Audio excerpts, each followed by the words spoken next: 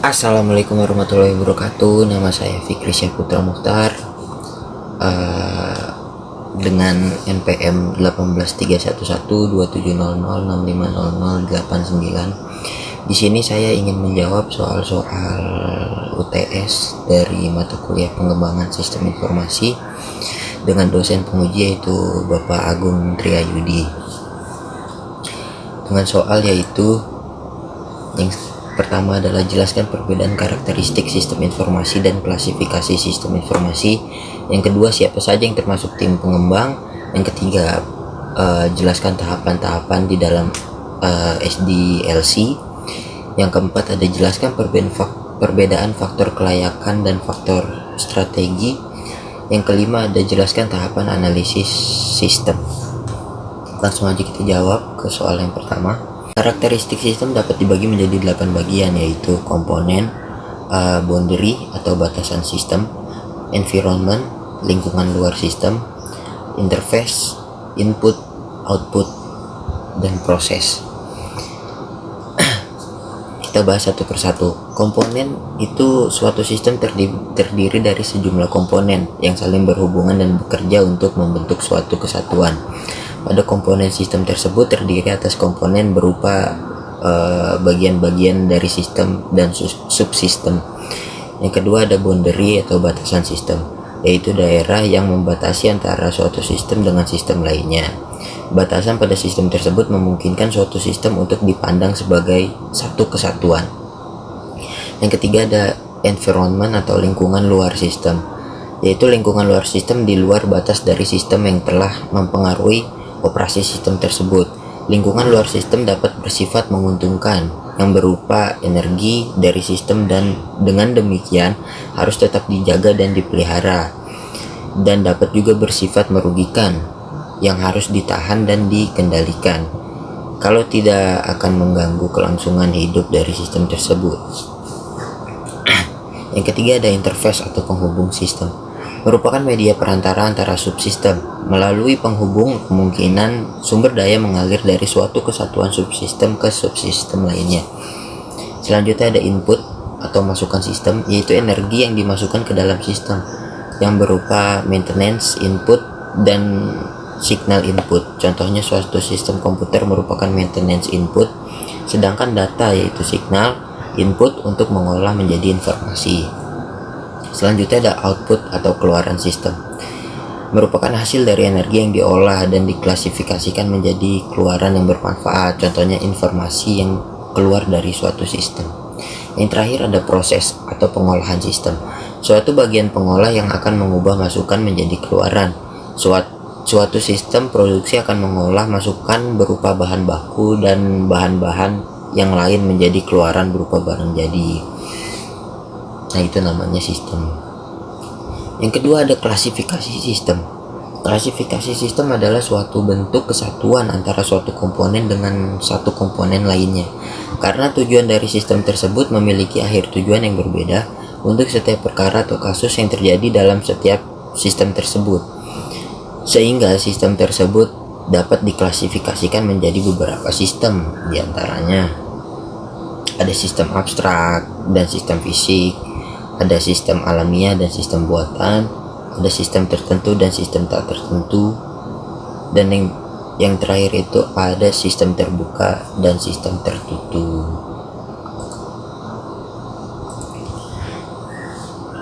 Kita masuk ke soal nomor 2 ya. Nomor 2 itu siapa saja yang termasuk tim pengembang dan apa saja tugasnya. Saya akan menyebutkan dan langsung menyebutkan apa saja itu tim pengembang dan langsung ke tugasnya. Jadi yang pertama ada proyek koordinator, bertanggung jawab agar tim dapat bekerja secara harmonis dan optimal, secara mengontrol agar pelaksanaannya sesuai rencana. Yang kedua ada sistem analis atau desain, memberikan solusi dan mendesain sistem baru. Yang ketiga ada programmer, tugasnya itu membuat program berdasarkan rancangan dari sistem analis network designer, membuat desain jaringan seperti LAN, MAN, WAN gitu. Selanjutnya ada technical atau hardware, tugasnya menetapkan konfigurasi hardware yang tepat agar dapat bekerja secara optimal. Selanjutnya ada database administrator.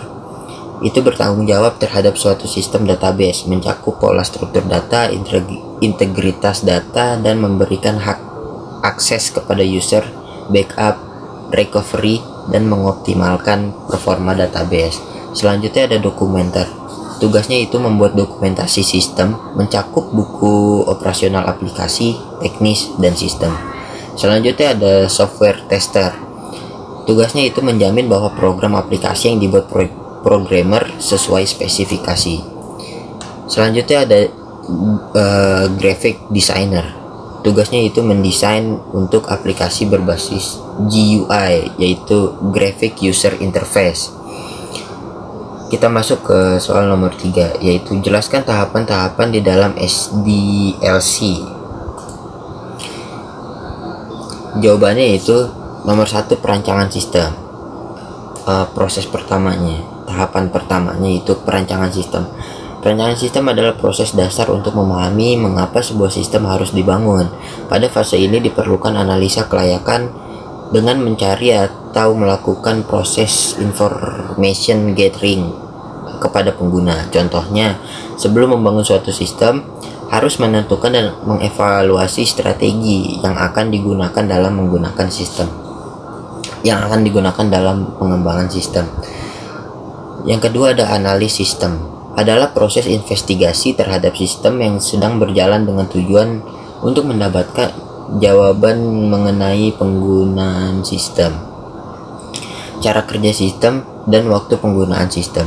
Dari proses analisa ini akan didapatkan cara untuk membangun sistem baru. Contohnya melakukan studi literatur untuk menemukan suatu kasus yang bisa ditangani oleh sistem.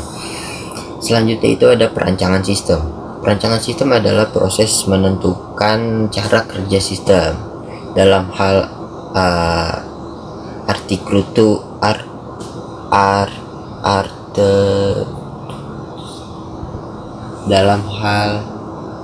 selanjutnya ada perancangan sistem adalah proses penentuan cara kerja sistem dalam beberapa hal dan program desain. Hasil dari proses perancangan ini akan mendapatkan spesifikasi sistem, contohnya merancang user interface. Yang terakhir itu ada implementasi sistem. Implementasi sistem adalah proses pembangunan dan pengujian sistem, instalasi sistem, dan rencana dukungan sistem, contohnya pembuatan aplikasi berdasarkan desain sistem. Selanjutnya soal nomor 4, yaitu jelaskan perbedaan faktor kelayakan dan faktor strategi. Faktor kelayakan itu terdapat 4 komponen, yaitu technical, economic, legal, dan operasional. Ada lagi satu lagi, yaitu schedule. Sedangkan faktor strategi itu terdapat 3 komponen, yaitu produktivitas, diferensiasi, dan manajemen. Nomor 5, jelaskan tahapan analisis sistem. Jawabannya yaitu yang pertama ada mengidentifikasi masalah.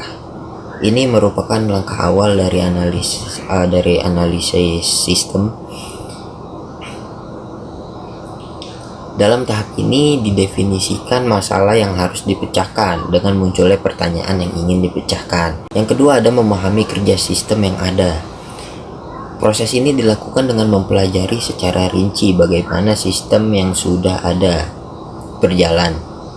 Untuk mempelajari operasi dari sistem ini diperlukan data yang dapat diperoleh dengan melakukan penelitian terhadap sistem.